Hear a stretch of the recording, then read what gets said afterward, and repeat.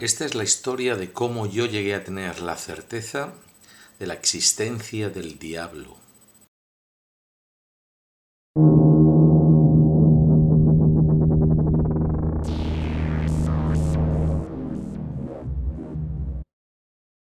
Llegó la Navidad y todos se fueron de vacaciones. En el internado solo quedamos 3: Villar, Colorado y yo.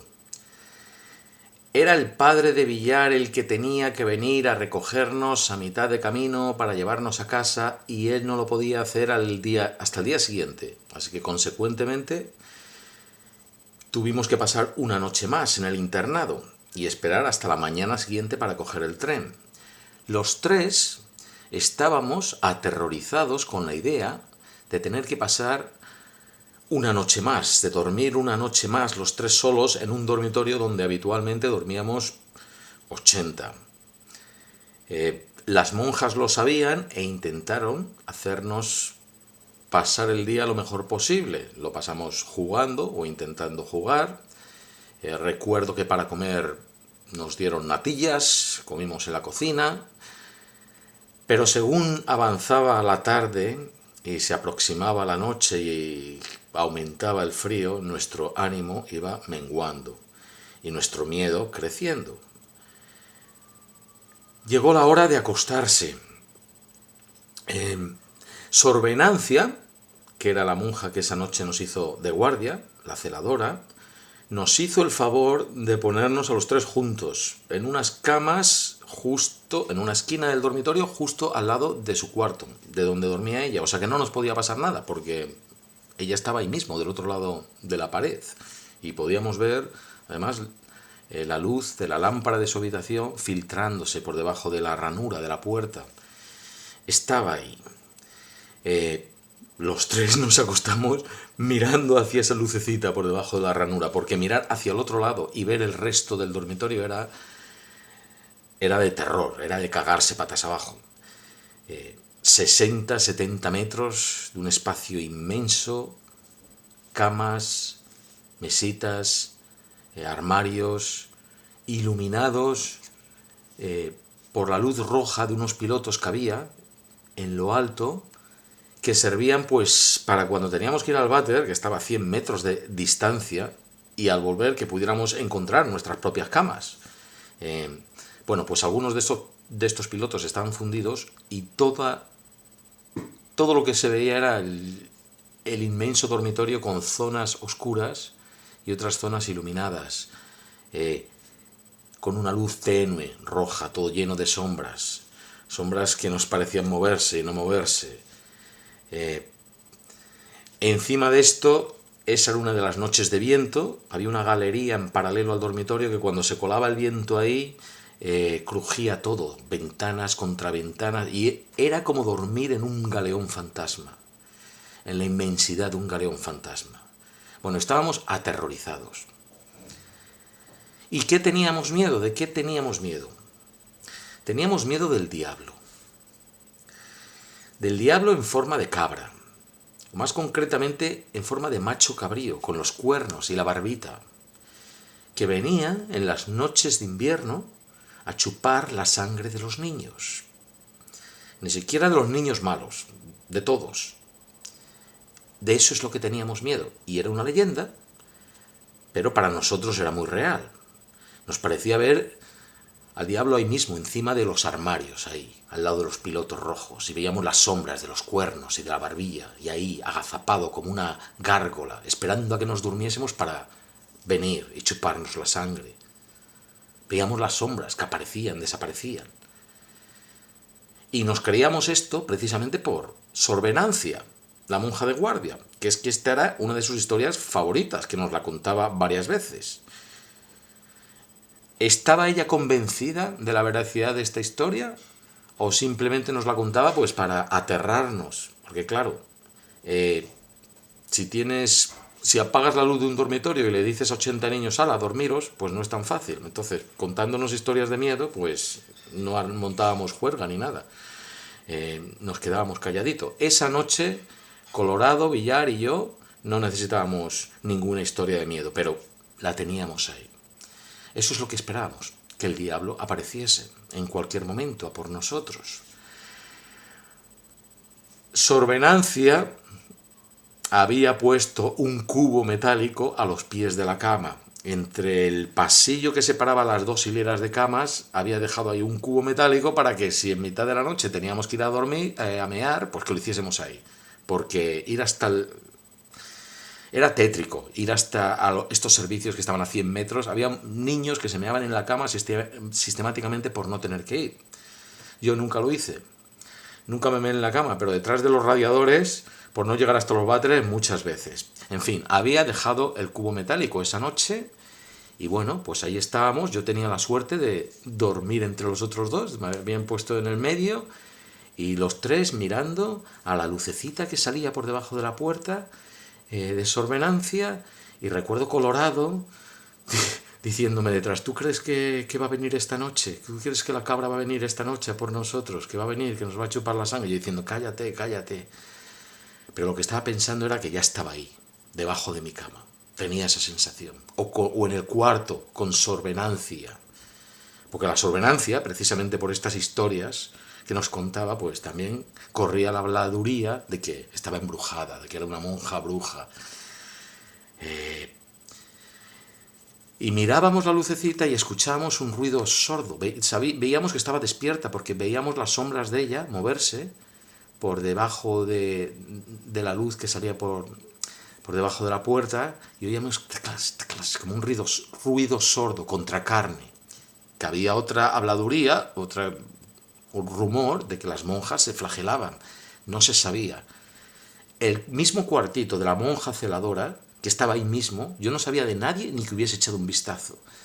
Los espacios de las monjas eran misterio puro. Eso era como otro mundo. Ahí nadie sabía de todo. Bueno, ahí estamos, mirando la lucecita, esperando, pensando en la cabra, que va a venir en cualquier momento. Yo me quedé dormido. Y recuerdo un sueño profundo, como si la cabeza me pesase 1 tonelada, como si estuviese en el centro de la tierra. Y en un momento determinado de la noche, me desperté. Recuerdo que estaba despierto. Digo despierto porque abrí los ojos.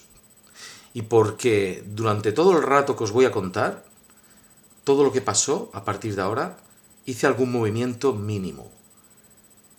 Pero la sensación es, estás despierto pero no puedes moverte, no puedes gritar, no puedes hacer nada.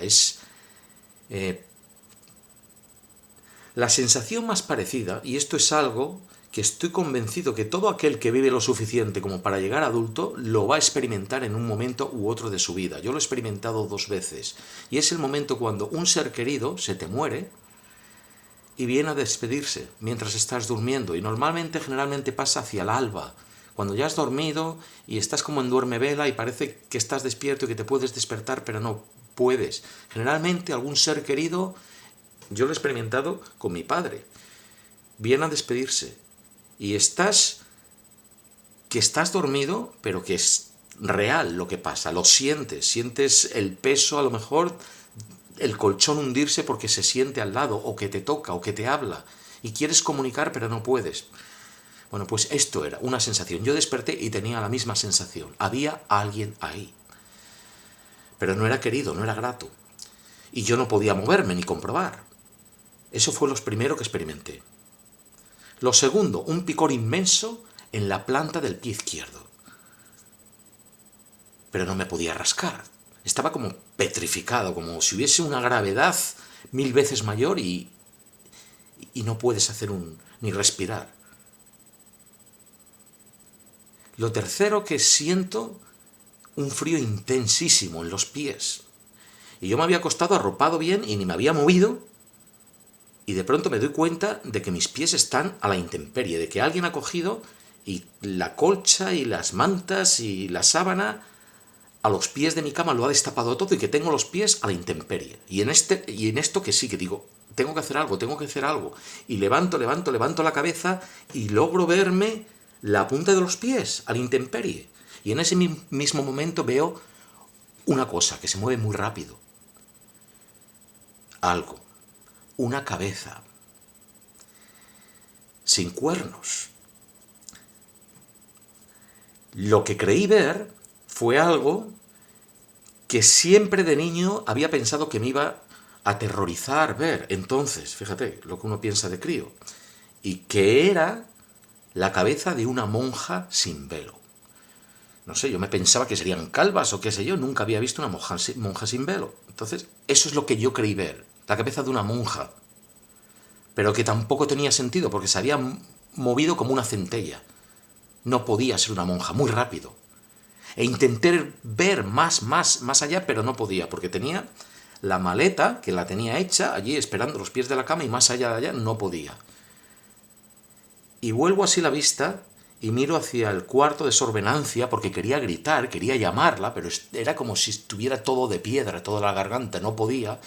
Y lo que veo, tenía ya la luz apagada, pero lo que veo es que la puerta está abierta, entreabierta, porque está la claridad rojiza de un piloto que está clareando la puerta, pero claramente, entre el borde de la puerta y el marco de la puerta hay una franja por lo menos de un palmo, negra, oscura. La puerta está abierta.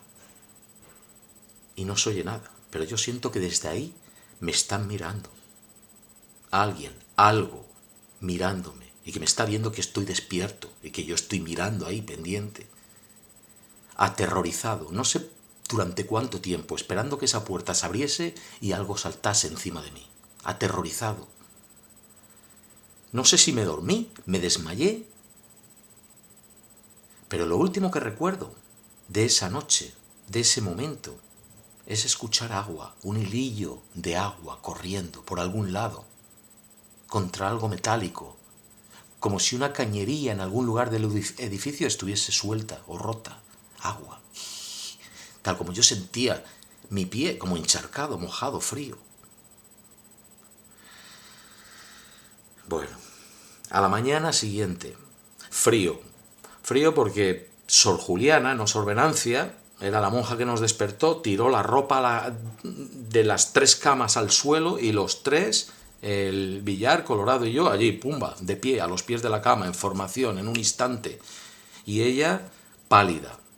Y con un dedo inquisidor, Sor Juliana nos señala al cubo metálico que nos había dejado para mear. Estaba no lleno, a la mitad, pero de sangre.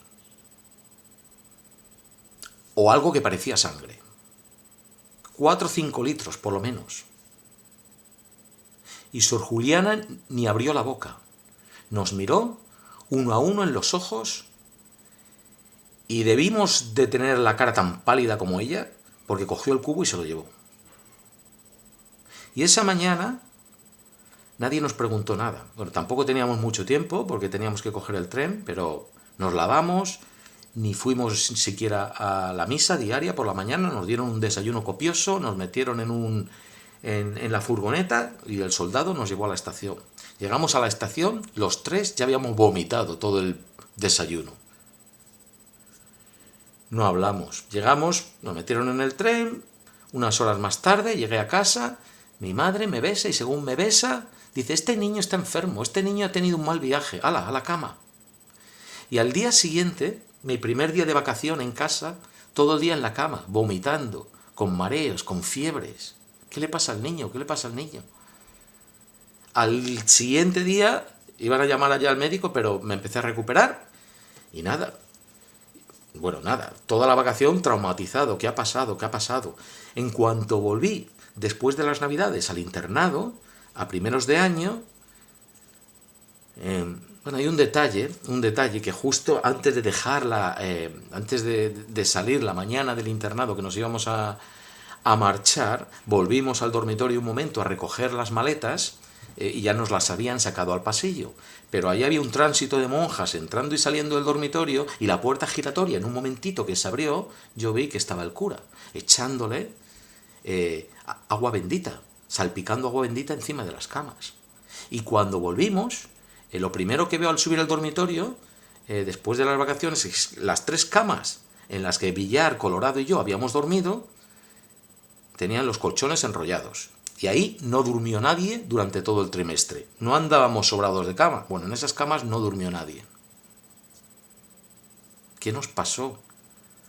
No, hablamos, Villar, Colorado y yo, y resulta que los 3 habíamos llegado a casa como yo llegué a la mía. Es más, en el caso de Villar, había ido al médico, le habían hecho análisis y le habían hecho una transfusión de sangre. Porque el médico le había dicho a este niño que si le falta sangre. Sor Venancia, pues casi ni se la volvió a ver. La veíamos a diario, en misa, por la mañana, en el rosario, pero era una de las habituales que cuidaba de nosotros y ya no volvió a tratarnos, como la pasaron al almacén de la cocina. De lo parlanchina que era, y ya nada, se quedó como por allí, como no se la veía, ya no trataba con los niños.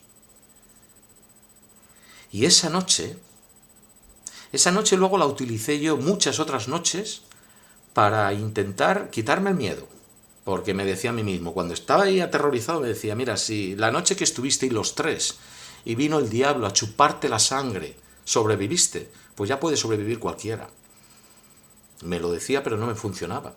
Porque cada noche de miedo, cada noche de terror, hay que vivirla. Hasta el final. Hasta la madrugada y cuando empieza a clarear. Cada noche es diferente.